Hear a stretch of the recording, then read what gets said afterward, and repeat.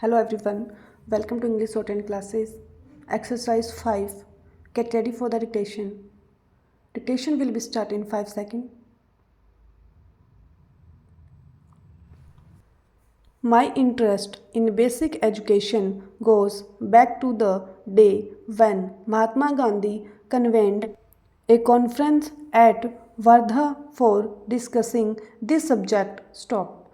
A few prominent educationists and workers in the cause of national education had also been invited to attend this conference. Stop. I have been in touch with the progress of this system of education ever since. Stop. I am therefore happy to have got this opportunity to come here and speak to you about this problem, although I know I might be repeating the views expressed by me earlier. Stop. It also likely that the views which I express are not in consonance with those of others, particularly of educationists. Stop.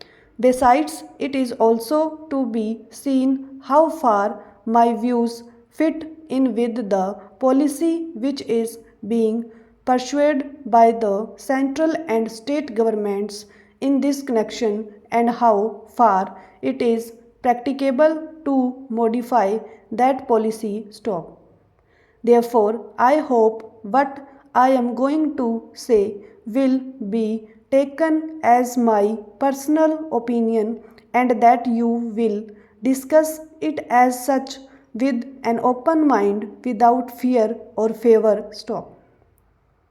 It will be agreed that the system of education, right from the first primary class to the highest university course which we are following today, is the same as introduced by the British government in this country. Stop. We have not been able to introduce any fundamental change in that system even after the attainment of independence. Stop.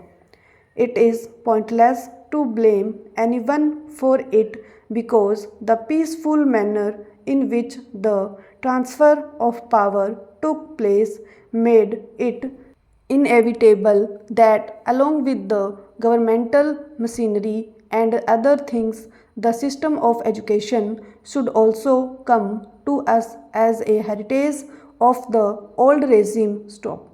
It is now our duty to give thought to each one of these problems and decide, in the light of present day conditions, how they can be solved, and then to act upon what we have decided. Stop. There is no doubt that in introducing this system of education, the principal motive of the British government was to secure as much advantage as possible for establishing itself in this country. Stop.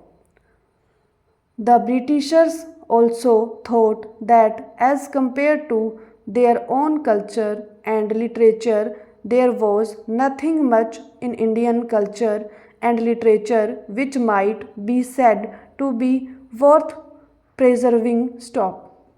There is no doubt in course of time their views underwent some change. Stop.